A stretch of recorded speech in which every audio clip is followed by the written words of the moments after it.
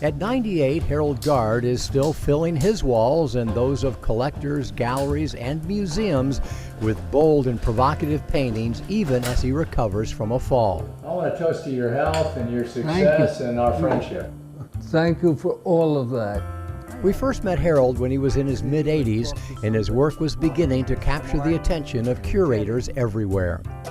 And it was very confrontational, very aggressive, and I was like, wow, who is this guy? He must be, what, 25, 30, out of art school. He really knows what he's doing. He's really great.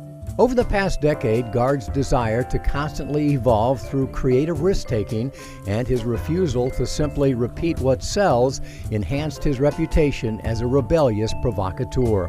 Every work that's completed is like a scar, because the intention was to do something that far exceeded anything that's finally there.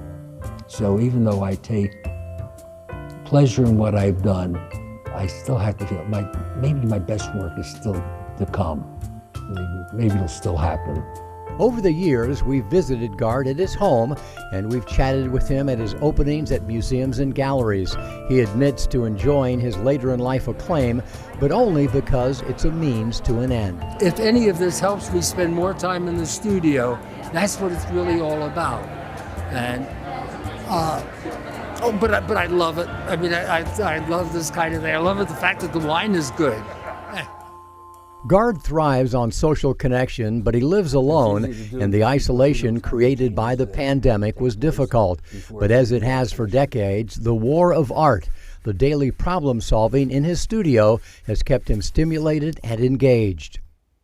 I have to let the accidents happen on a good day, because when I leave them there, they're not accidents anymore. There's the feeling that if I stay with it long enough, I will have something of which I'm not ashamed. I really don't care on that thing for almost anybody's opinion of what I'm doing. At 98, what Garde does care for is the stimulation of other artists, something that opens his eyes and stirs his soul. I just don't want to be bored when I walk into a gallery.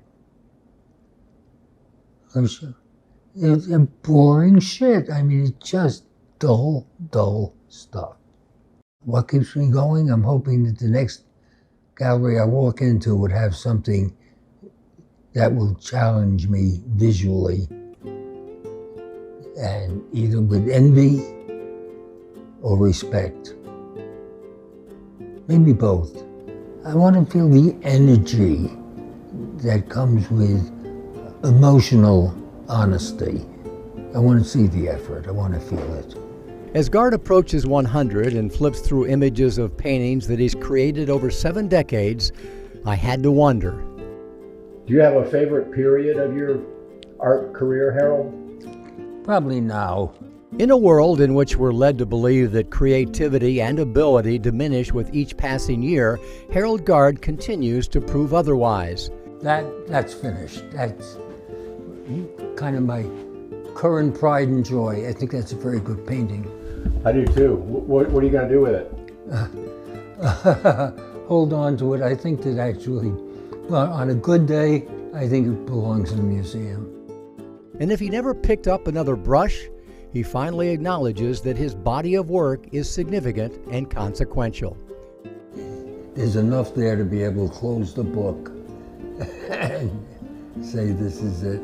And then critics, curators, and collectors will decide if his art is worthy of hanging beside the other great artists of the 20th and 21st centuries. And if it's not, I hope if it's a very cold night and they build a bonfire, they'll get some warmth out of it.